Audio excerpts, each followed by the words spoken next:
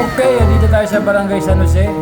At kitang-kita nyo yung pinto dito. Hindi tayo nakikita sa loob. Ngayon, pag may batang manalamin, bibigyan natin ng pamasko. Pero dito natin iabot.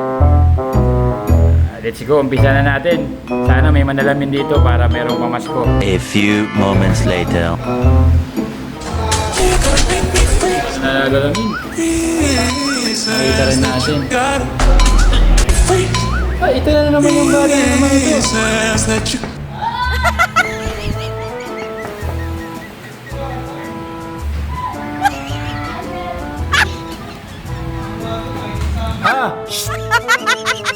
Merry Christmas! Oh, isa na, isa.